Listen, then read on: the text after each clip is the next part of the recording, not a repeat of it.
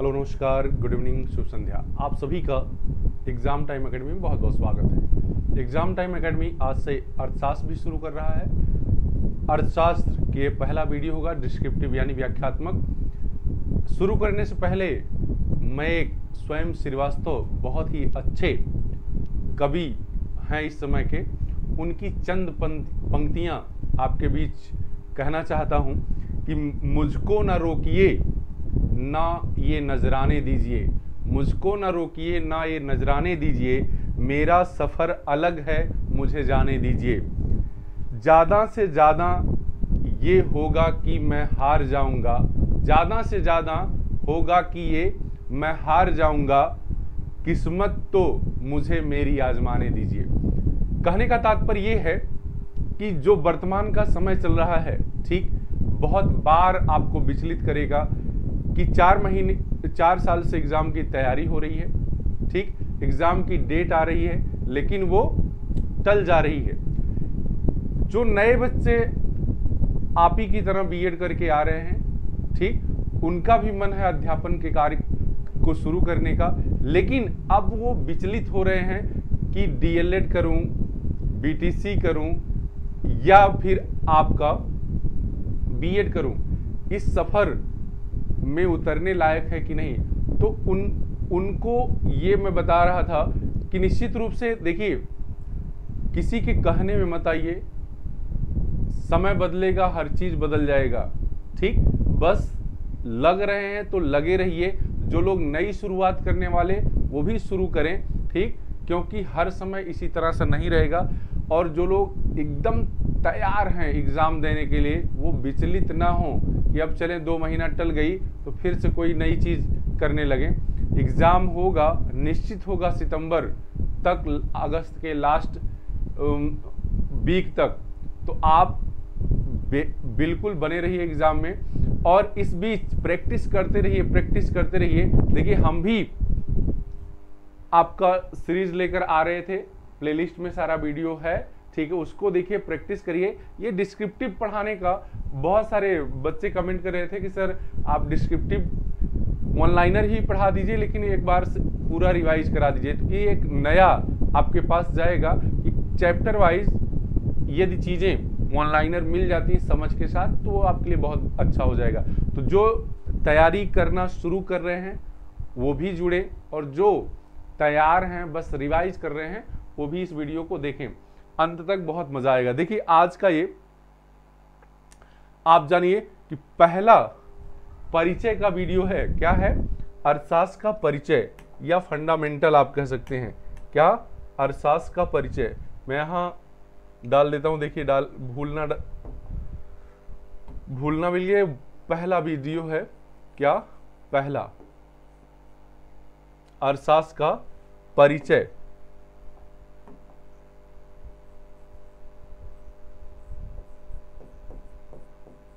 परिचय कर लीजिएगा, ठीक, अर्थशास्त्र का परिचय। क्लियर? देखिए यहां से कैसे कैसे क्वेश्चन आते हैं और उनको हल कैसे करना है। तो पहली लाइन आप नोट करिएगा कि अर्थशास्त्र क्या है, ठीक है। अर्थशास्त्र के जनक कौन है? अर्थशास्त्र के जनक कौन है? तो यहीं से आप डाल दीजिए पहले अर्थशास्त्र। अर्थशास्त्र, इसको अंग्रेजी में इकोनॉमिक्स कहते हैं। क्या कहते हैं? अंग्रेजी में इकोनॉमिक्स। पहली लाइन आप नोट करेंगे कि अर्थशास्त्र के जनक स्कॉटलैंड के अर्थशास्त्री एडम स्मिथ हैं, ठीक है। अर्थशास्त्र के जनक स्कॉटलैंड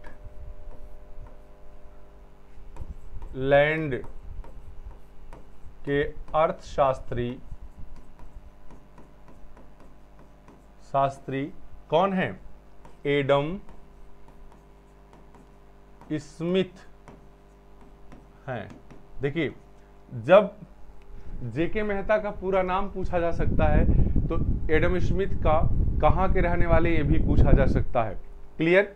इसके बाद आइएगा, अब बात आती है कि इन्होंने ऐसा कौन सा काम किया है जिससे इनको अरसास का जनक कहते हैं। इन्होंने ऐसा कौन सा काम किया है जिससे इनको अरसास का जनक कहते हैं। तो हम बात करेंगे कि इन्होंने अपनी प्रसिद्ध पुस्तक, ठीक, वेल्थ ऑफ नेशंस, जिसको शार्ट में कहते हैं वेल्थ ऑफ नेशंस, में सबसे पहले आर्थिक विचारों को संकलित करने का काम किया था। मतलब अरसास को एक अलग विषय के रूप में स्थापित करने का काम किया था। ठीक है, आप लिखेंगे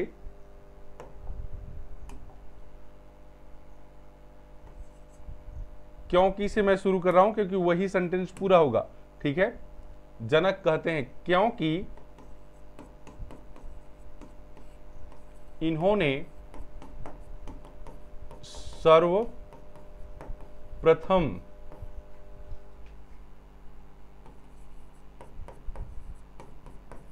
आर्थिक विचारों को संकलित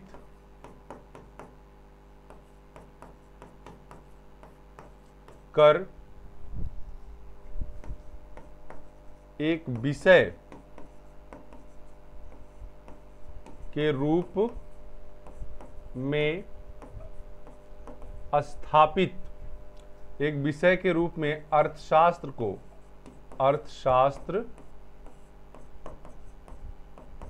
को स्थापित किया था।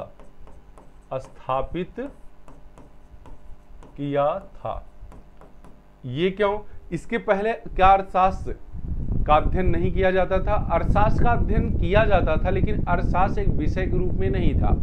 समझ में आ रही बात? जैसे आप देखेंगे कौटिल्य ने जो अर्थशास्त्र लिखा है, उसका मुख्य जो मेन लिंक है, मुख्य संबंध है, वो राजनीति विज्ञान से है, राजनीति शास्त्र है, जिसमें आर्थिक क्रियाएं भी हैं कि एक राजा को, ठीक, किस तरह से शासन प्रशासन करना चाहिए। लेकिन वह मुख्य पुस्तक राजनीति शास्त्र है, जिसको लिखा कौन? कौटिल्य ने। समझ में आई बात? इन्होंने सबसे पहले क्या, आर्थिक विचारों को संकलित कर एक विषय के रूप में स्थापित करने का प्रयास किया था। ठीक है, फिर लिखेंगे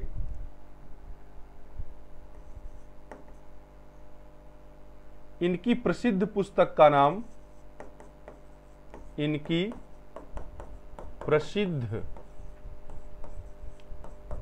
पुस्तक का नाम वेल्थ ऑफ नेशंस है, वेल्थ ऑफ नेशंस है। ठीक है, जिसका प्रकाशन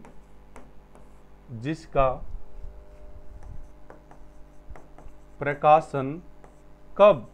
1776 में हुआ था, 1776 में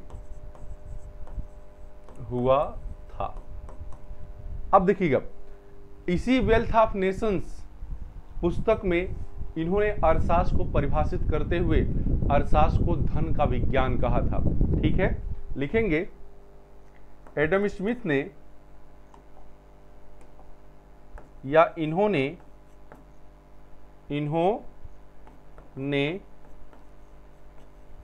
अर्थशास्त्र को परिभाषित करते हुए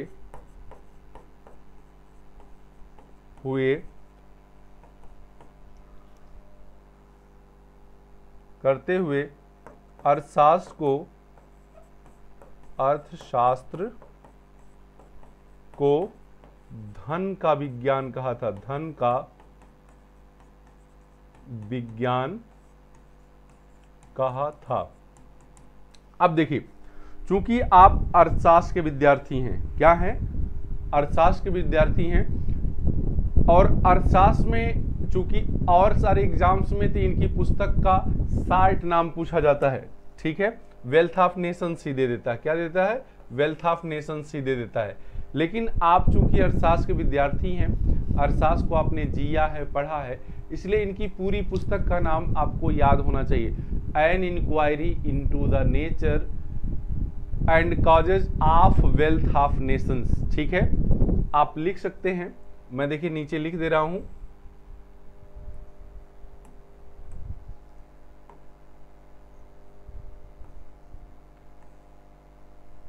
मैं नीचे लिख दे रहा हूं, लिखिएगा वेल्थ ऑफ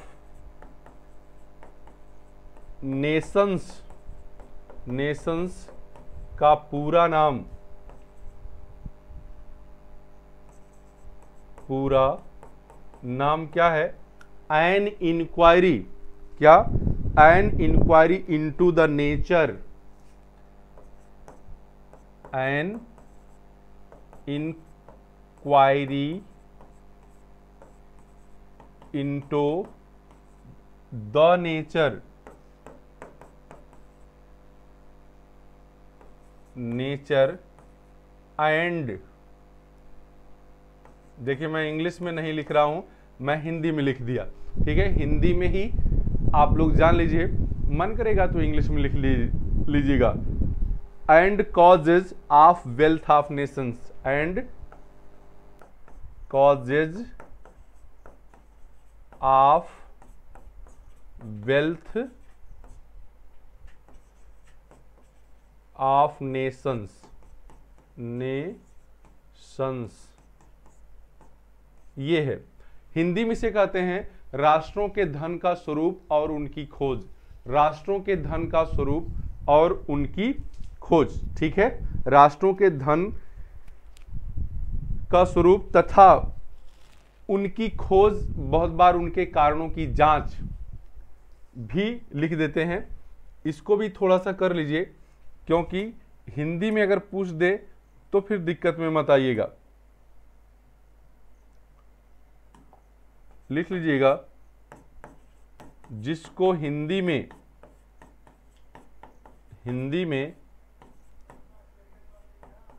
राष्ट्रों के धन का स्वरूप एवं उनके कारणों की जांच, कारणों की जांच है। ठीक है, तो ये देखिए, ये इनकी पुस्तक है। क्या है? इनकी पुस्तक का हिंदी नाम है और ये इनकी पुस्तक का अंग्रेजी नाम है। क्लियर? अब यहां से आपको हर एग्जाम में प्रश्न मिले हैं, चाहे टीजीटी हो या पीजीटी हो। ठीक है, एक नई चीज मैंने स्कॉटलैंड के ये हैं, ये भी जोड़ दिया है। आप इतने से प्रत्येक लाइन से प्रश्न है, प्रत्येक लाइन से प्रश्न है, मतलब 10-5 मिनट की वीडियो में लगभग 5-6 क्वेश्चन आपको मिल चुके हैं। देखिए, अब बात आती है कि जब ये परिभाषा दिए, ठीक है, जब आप अर्थशास्त्र पढ़े होंगे तो उसमें पाए होंगे कि जब बात शुरू होती है तो बहुत बात होती है, जब तक नहीं शुरू होती तब तक नहीं होती है। जब इन्होंने पहली बार ये कहा कि अर्थशास्त्र धन का विज्ञान है, ठीक है, तो कुछ दिन तक तो चला, लेकिन धन के पीछे बहुत सारा बवाल होने लगा कि आदमी के लिए धन है कि धन के लिए आदमी है। समझ में आई बात? धन का मेन उद्देश्य, धन को प्राप्त करने का मेन उद्देश्य क्या है?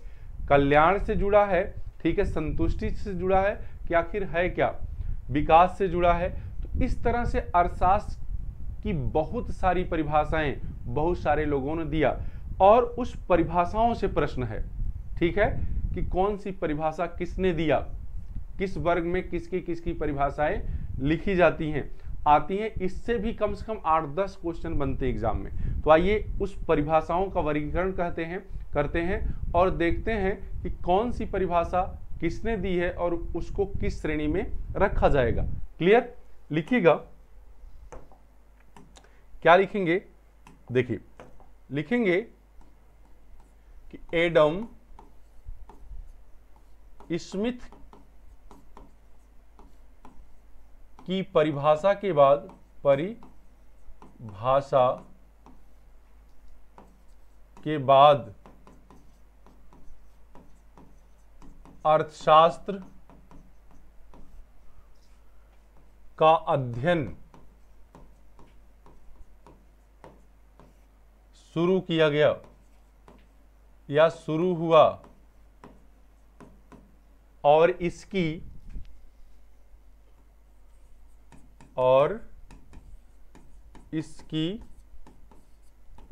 बहुत सी परिभाषाएं दी गईं, ठीक है, दी गईं, जिसको अध्ययन की सुविधा की दृष्टि से अलग अलग भागों में बांटा गया है। दी गईं, जिसको अध्ययन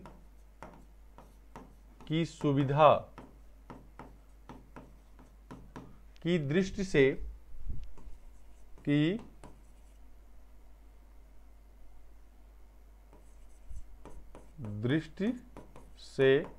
अलग अलग भागों में बांटा गया। क्लियर? अब यहां से चाहे कोई डिस्क्रिप्टिव भी लिखना चाहे तो लिख सकता है। देखिए क्या क्या बंटवारा हुआ।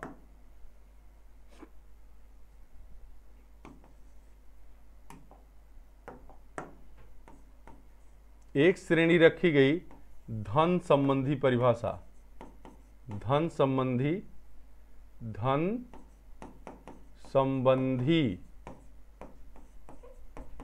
परिभाषा, ठीक है। एक क्या हुआ, धन संबंधी परिभाषा, जिसमें एडम स्मिथ का नाम आता है। समझ में आ रही बात? जिसमें किसका किसका नाम आता है देख लीजिएगा। इसमें कौन कौन? सबसे पहला एडम स्मिथ, पहला नाम है एडम स्मिथ। दूसरा नाम किसका है? जेबी से, जॉन बपिस्टे से जिसे कहते हैं, जेबी से, जेबी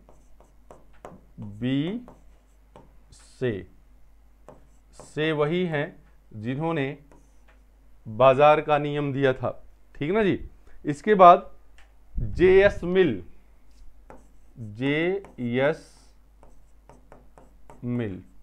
ये तीन प्रमुख हैं जिनसे क्वेश्चन आपको पूछे जाएंगे।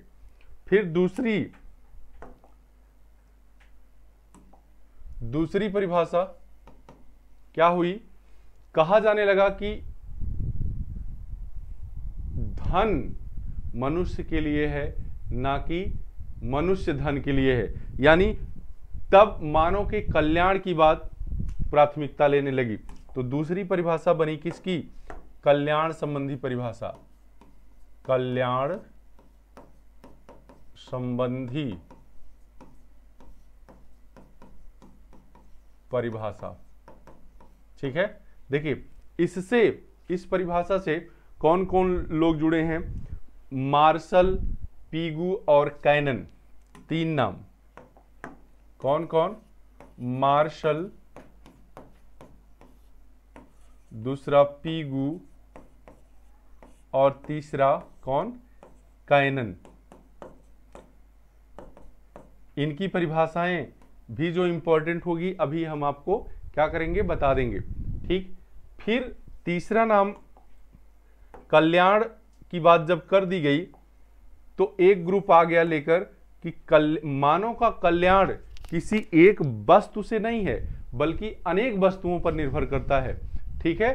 तो किसकी पूर्ति सबसे पहले की जाए, और प्रत्येक वस्तु के कल्याण के लिए अलग अलग वस्तुओं की ख्वाहिश होती है, अलग अलग आवश्यकताएं होती हैं।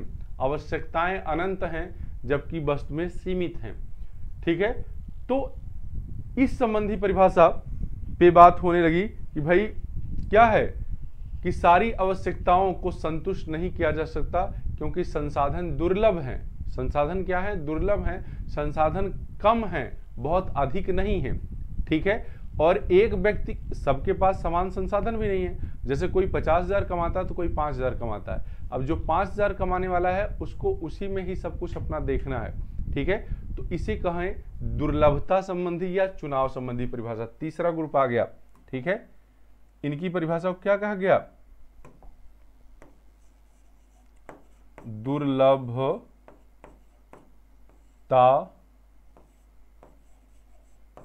चुनाव या सीमितता संबंधी परिभाषा, संबंधी परिभाषा।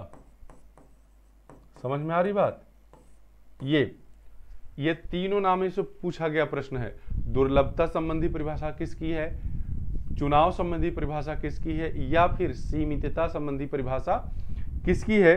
तो इसमें देखिएगा एक नाम जो चर्चित है उनका लिखिएगा प्रोफेसर रॉबिन्स, प्रोफेसर रॉबिन्स, ठीक है।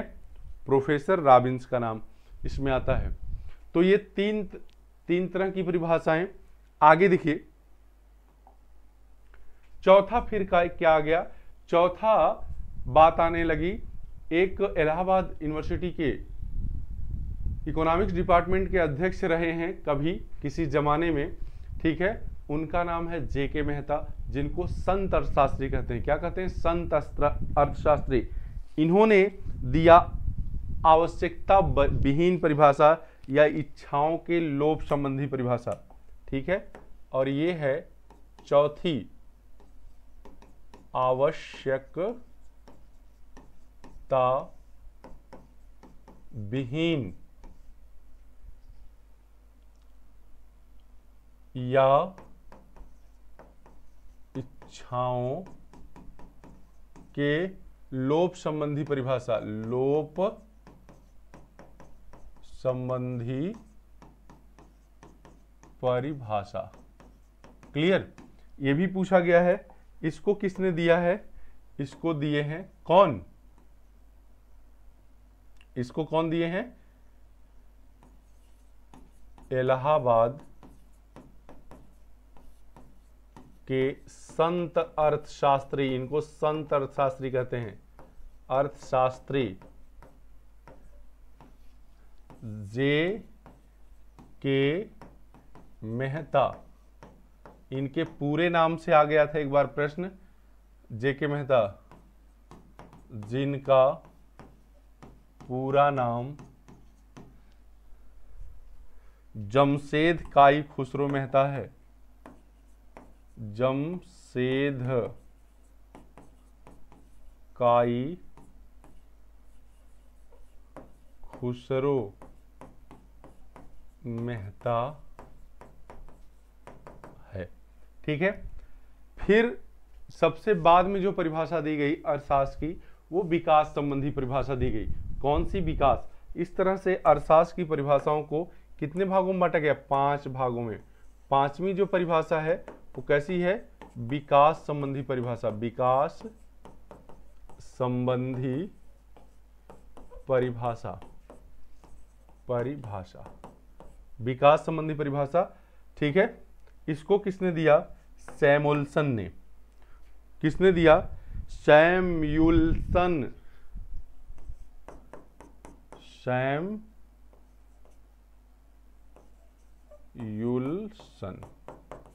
सैमुअल्सन ने, ठीक है। सैमुअल्सन, छोटा ऊ लगा दीजिए, सैमुअल्सन ने दिया, ठीक है। इस तरह से ये सभी प्रकार हो गए परिभाषाओं को, और सभी से प्रश्न आए हैं, ठीक है। ये 5 प्रश्न तो यहीं से आ गए, ठीक, कि कौन सी परिभाषा किस श्रेणी में रखी जाएगी और कौन से लोग कौन सी परिभाषा दिए हैं। अब देखिए जो इनकी महत्वपूर्ण परिभाषाएं हैं मैं वो लिख दे रहा हूं, ठीक। जैसे धन संबंधी परिभाषा में पूछा गया है क्या? अर्थशास्त्र धन का विज्ञान है, ये किसने कहा है? अर्थशास्त्र धन का विज्ञान है, ये किसने कहा है? तो इसको एडम स्मिथ ने कहा है। ठीक है। कुछ प्रमुख परिभाषाएं ऐसे लिख लीजिएगा, कुछ प्रमुख परिभाषाएं। एकदम चाहे आप ग्रेजुएशन में पढ़ रहे हो चाहे पोस्ट ग्रेजुएशन में पढ़ रहे हैं, अगर आप इकोनॉमिक्स शुरू कर रहे हैं तो आपके लिए भी बहुत अच्छा वीडियो है, क्योंकि ये क्रीम निकाल कर दे दी जा रही है। आप जहां मन करेगा वहां प्रयोग कर लीजिएगा। और जो टीजीटी पीजीटी का एग्जाम देने वाले हैं वो बिल्कुल समझ रहे हैं कि यूट्यूब पर इस तरह का वीडियो तो नहीं मिलेगा उनको, ठीक है। हाँ, कि समझ के साथ वन लाइनर आपको दे दिया जाए। कुछ महत्वपूर्ण परिभाषाएं जैसे देखिएगा, अर्थशास्त्र धन का विज्ञान है, पूछा जाएगा किसने कहा। अर्थशास्त्र धन का विज्ञान है, किसने कहा, ठीक है। तो ये परिभाषा किसकी है, एडम स्मिथ की है, एडम स्मिथ। कौन, एडम स्मिथ। अर्थशास्त्र धन का विज्ञान है, क्लियर। अर्थशास्त्र किसका विज्ञान है, धन का। ये किसने कहा है, एडम स्मिथ ने कहा, ठीक है। फिर जेबी से ने इसी बात को, अर्थशास्त्र वह विज्ञान है जो धन का अध्ययन करता है। एक परिभाषा और लिख लीजिएगा, अर्थशास्त्र वह विज्ञान है, अर्थशास्त्र वह विज्ञान, बात वही कहे हैं, थोड़ा सा घूम गया है, विज्ञान है जो धन का अध्ययन करता है, अध्ययन करता है, ठीक है। ये बात हो गई। ये किसने कहा है, जेबी से, जेबी से ने। ये दोनों परिभाषाएं कैसी होंगी, धन संबंधी परिभाषाएं होंगी। अब देखिएगा, इसीलिए इसको घृणित शास्त्र भी कहा जाता है, ठीक है ना। केवल धन को वरीयता देने के कारण इसको घृणित अर्थशास्त्र भी कहा गया। अब आइएगा, इसीलिए कहा गया कि एडम स्मिथ ने आर्थिक मनुष्य की कल्पना की है, ये भी आप डाल लीजिएगा। इसी आधार पर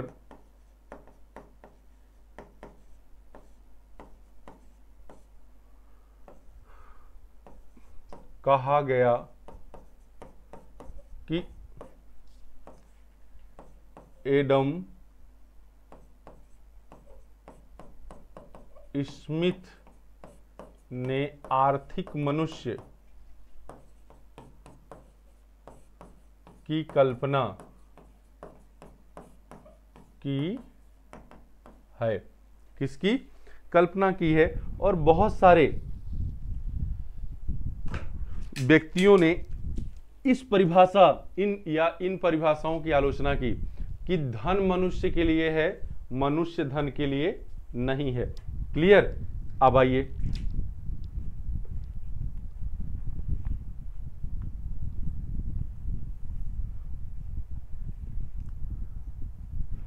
चलिए आगे देखिएगा। अब हम कल्याण संबंधी परिभाषा की बात करते हैं। देखिए, लिखेंगे, यहीं लिख लीजिएगा,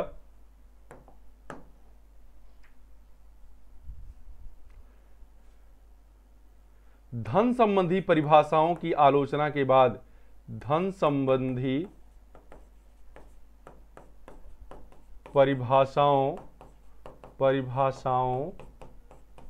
के आलोचना के बाद, आलोचना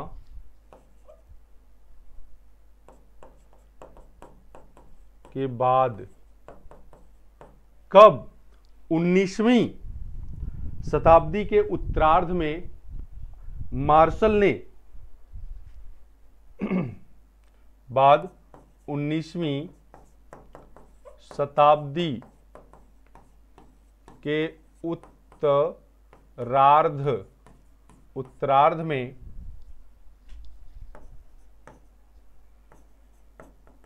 मार्शल ने अपनी प्रसिद्ध पुस्तक प्रिंसिपल ऑफ इकोनॉमिक्स, क्या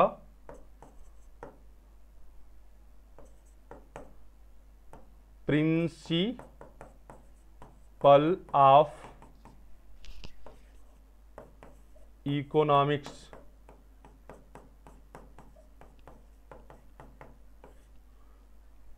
अर्थात अर्थशास्त्र के सिद्धांत में,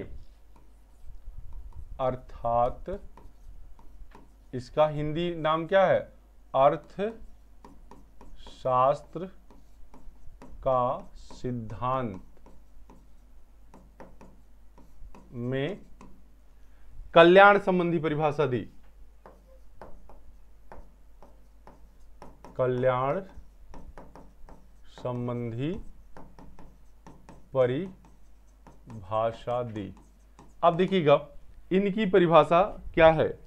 ठीक, बहुत ही अच्छी परिभाषा है। क्या है कि देखिए,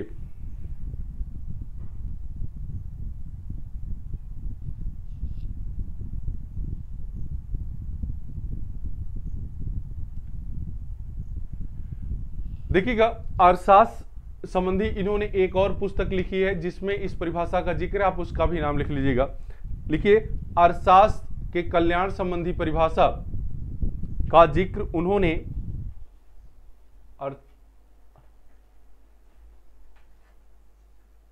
ये कर लीजिए तब ज्यादा, अर्थशास्त्र का सिद्धांत,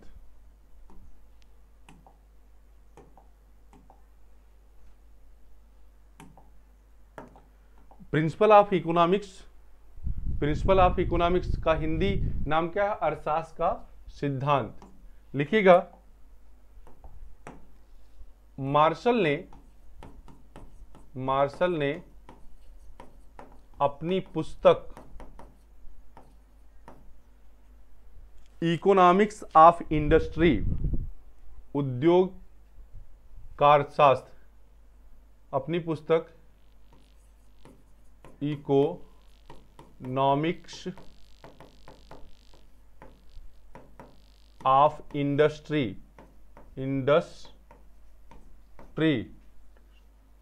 में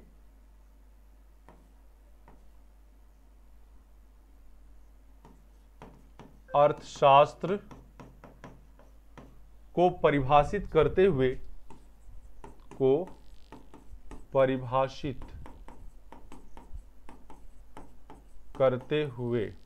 देखिए मैं पूरा सेंटेंस बनाने की आदत है मुझे कि आप किसी बात को कैसे कहेंगे।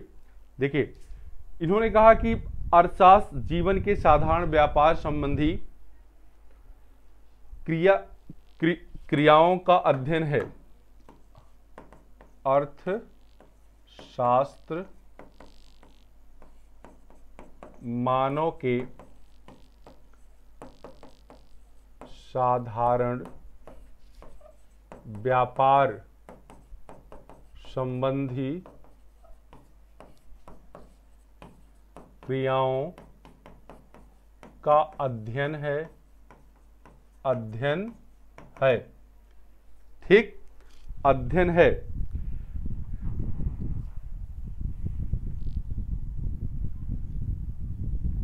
यह मनुष्य के उन क्रियाओं का अध्ययन करता है जिनका संबंध धन की प्राप्ति तथा उनके खर्च से है।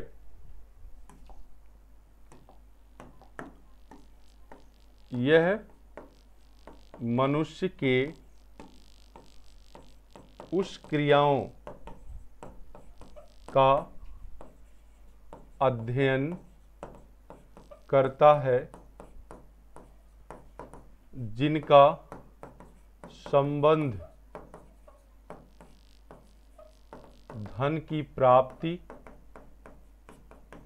तथा उसके खर्च से है।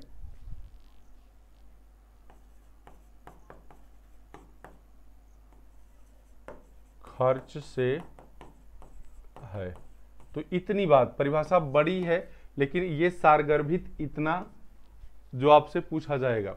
मनुष्य साधारण अर्थात मानव जीवन के साधारण व्यापार संबंधी क्रियाओं का अध्ययन है। ये मनुष्य के उन क्रियाओं का अध्ययन करता है जिसका संबंध किसके, धन की प्राप्ति और खर्च से है। तो ये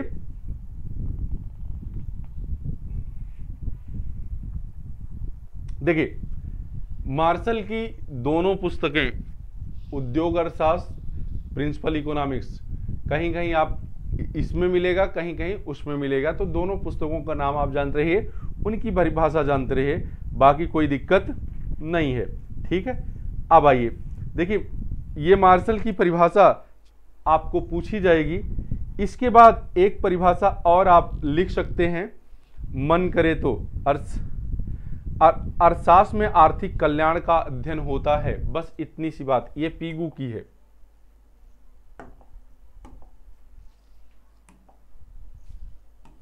लिख लीजिएगा, अर्थशास्त्र में आर्थिक कल्याण का अध्ययन होता है। ये परिभाषा किसकी है, ये पीगू की है। किसकी है, पीगू। ठीक है, तो ये भी पूछा जा सकता है, ये भी पूछी जा सकती है आपसे, इसलिए इसको भी आप क्या करेंगे, नोट कर लेंगे। ठीक है ना जी। अब आइए, इसके बाद दुर्लभता संबंधी परिभाषा की बात करते हैं। लिखिएगा, चूंकि व्यक्ति का कल्याण अलग अलग व्यक्तियों के लिए अलग अलग होता है, संसाधन सीमित होते हैं, आवश्यकताएं अनंत होती हैं, इन्हीं सीमित संसाधनों से ही असीमित आवश्यकताओं की पूर्ति की जाती है। इसलिए कल्याण संबंधी परिभाषा की भी आलोचना हुई और एक नई परिभाषा निकल कर आई जिसको कहते हैं सीमितता या चुनाव संबंधी परिभाषा है। लिखिएगा, यहां लिख लीजिएगा, कल्याण संबंधी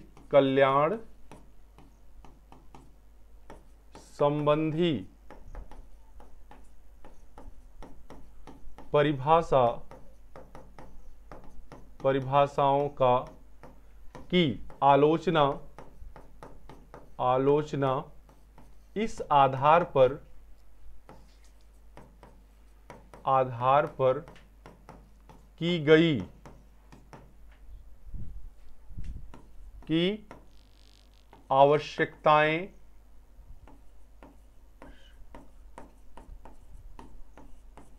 अनंत हैं जबकि संसाधन सीमित।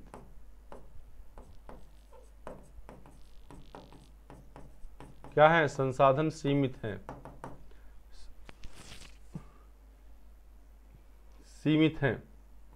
क्या है, संसाधन सीमित हैं और प्रत्येक व्यक्ति का कल्याण अलग अलग है और प्रत्येक व्यक्ति का कल्याण अलग अलग है। ठीक है, इसलिए रॉबिन्स ने चुनाव संबंधी या सीमितता संबंधी परिभाषा दी। लिख लेंगे, इसलिए रॉबिन्स ने, कौन, रॉबिन्स ने अपनी प्रसिद्ध पुस्तक an essay on the nature, Robbins ने अपनी प्रसिद्ध पुस्तक, याद रखिएगा पुस्तकों का नाम, an essay on the nature, an essay on the nature nature and significance of economic science and significance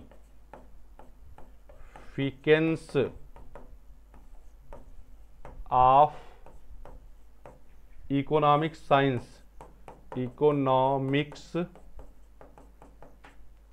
science में परिभाषा दी। ठीक है, परिभाषा दी, जिसका प्रकाशन 1932 में किया गया। लिख लेंगे, इसका प्रकाशन 1900 कब किया गया? 32 में, 1932 में किया गया। अब देखिएगा, इन्होंने जो परिभाषा दी है उसको भी थोड़ा जान लीजिए। इन्होंने कहा है कि अर्थशास्त्र वह विज्ञान है जो लक्ष्यों तथा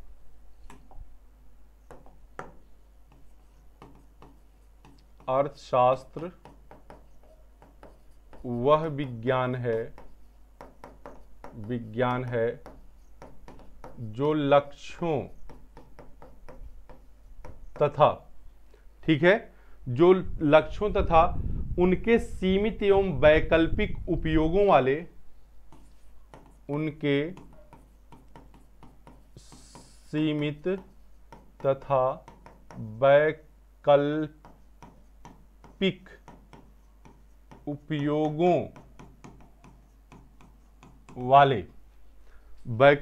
उपयोगों वाले संसाधनों के परस्पर संबंधों के रूप में वाले साधनों के परस्पर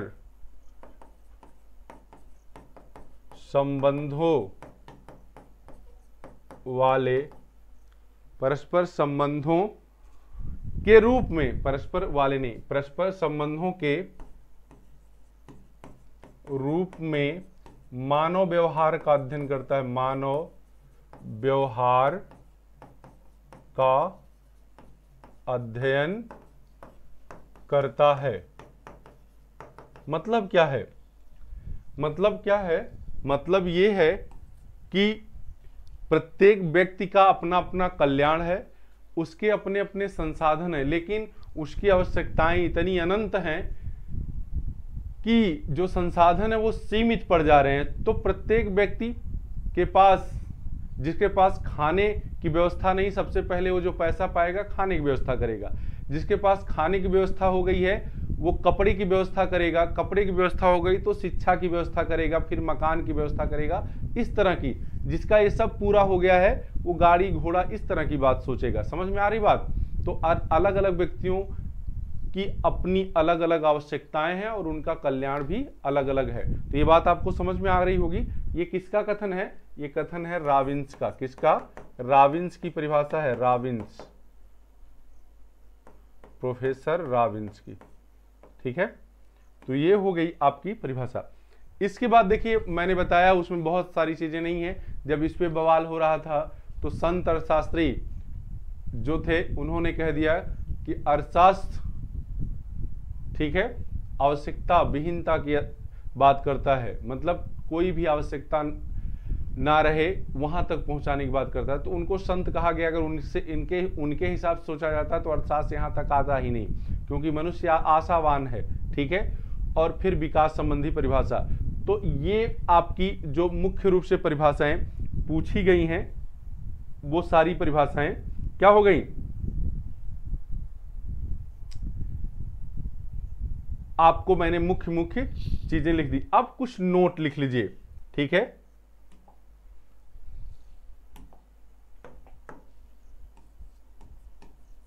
अर्थशास्त्र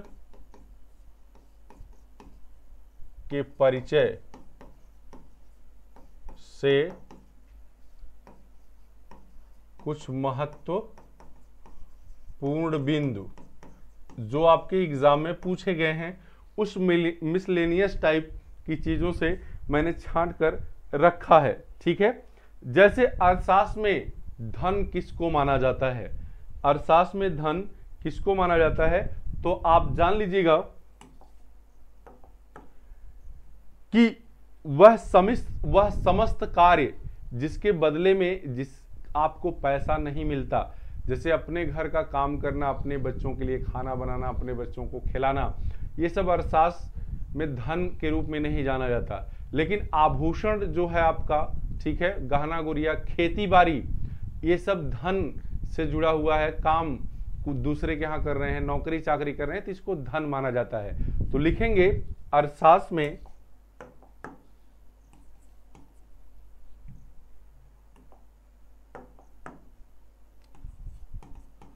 अर्थशास्त्र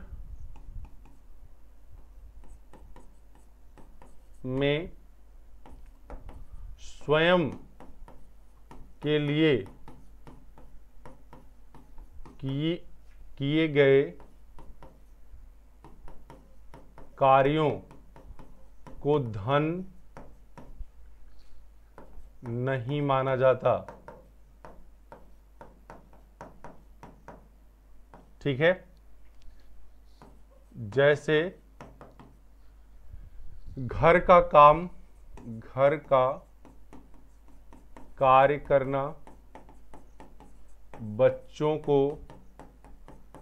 खिलाना, अपने बगीचे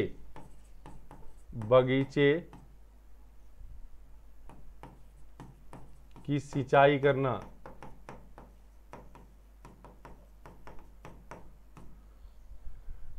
ये सब कार्य नहीं माने जाते। जबकि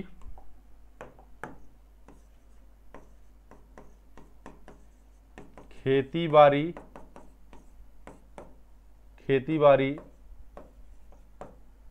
आभूषण, मजदूरी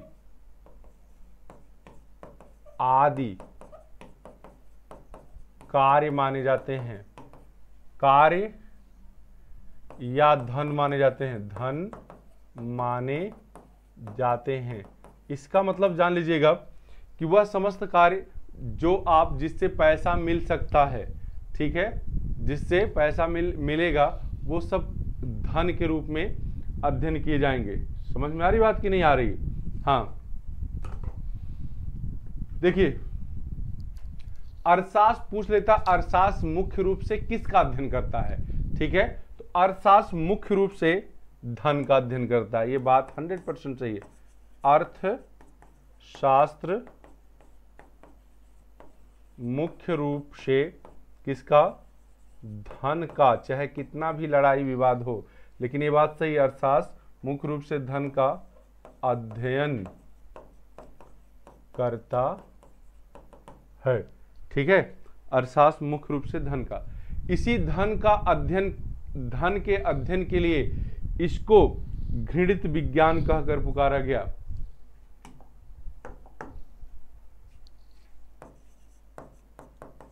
इसी धन के अध्ययन के लिए इसे घृणित विज्ञान कहा गया। ठीक है, इसे क्या कहा गया? घृणित विज्ञान। ठीक,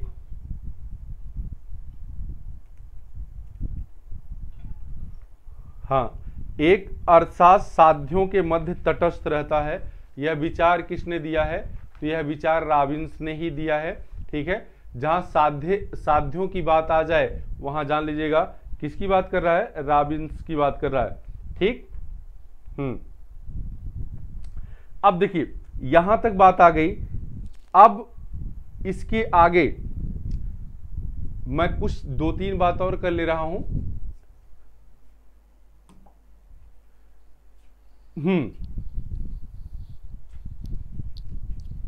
देखिएगा, मार्शल ने आंशिक संतुलन, किसकी? आंशिक संतुलन की अवधारणा दी है। मार्शल ने आंशिक संतुलन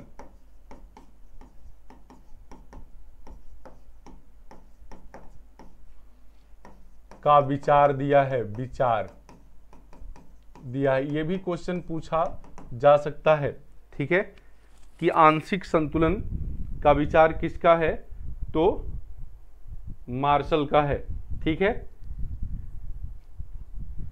एक होता है अर्थशास्त्र में जब जब आप सुनेंगे अन्य बातें समान रहने पर, अन्य बातें समान रहने पर कोई भी सिद्धांत लागू होगा तो वहां ये लिखा जाएगा।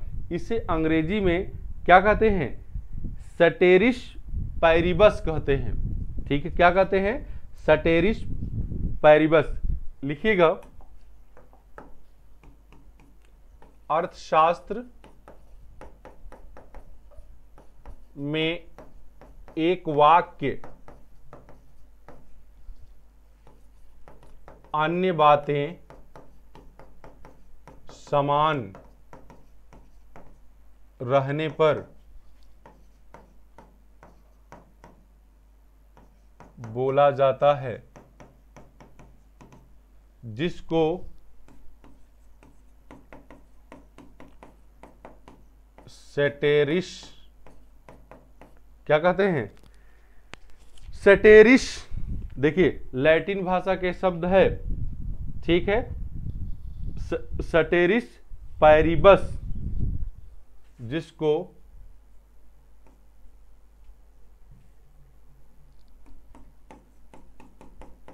लैटिन भाषा में सटेरिस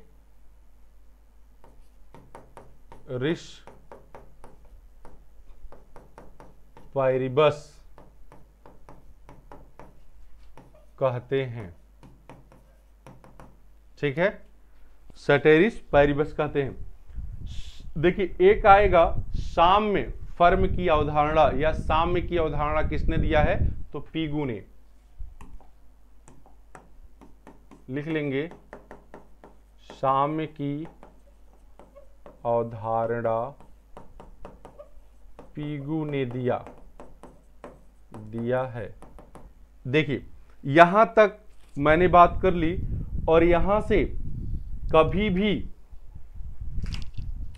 आपको दिक्कत नहीं आएगी। एक बात करके मैं और रख रहा हूं, कल से आपको बेस्ट अर्थशास्त्र पढ़ाया जाएगा। एक बात आती है, जो अर्थशास्त्र ये हो गया, इसको अध्ययन की सुविधा की दृष्टि से दो भागों में बांटा गया है, एक व्यष्टि और एक समष्टि। और ऐसा बांटने वाले अर्थशास्त्री रेगनर फ्रिश थे। कौन, रेगनर फ्रिश। तो लिख लीजिएगा, अर्थशास्त्र को अध्ययन की सुविधा के अनुसार, ठीक है, अध्ययन की सुविधा के अनुसार रेगनर फ्रिश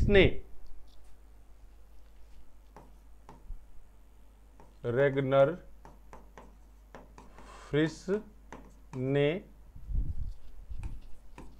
दो भागों में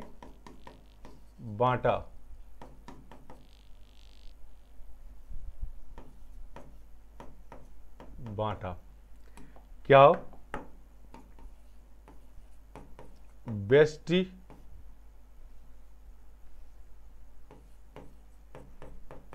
व्यष्टि अर्थशास्त्र, जिसको माइक्रो इकोनॉमिक्स कहते हैं, और दूसरा है समष्टि अर्थशास्त्र, जिसको माइक्रो इकोनॉमिक्स कहते हैं, माइक्रो इकोनॉमिक्स कहते हैं। अब यहीं से कल से चलेगा आपका बेस्ट अर्थशास्त्र। क्या चलेगा, बेस्ट। तो फंडामेंटल से जितने भी क्वेश्चन बनते हैं वो आपको बता दिए गए, ठीक है। 1 घंटे की वीडियो होगी लगभग, जिससे आपको 25 से 30 क्वेश्चन मिल जाएंगे। तो आज के लिए बस इतना ही। धन्यवाद सुनने के लिए।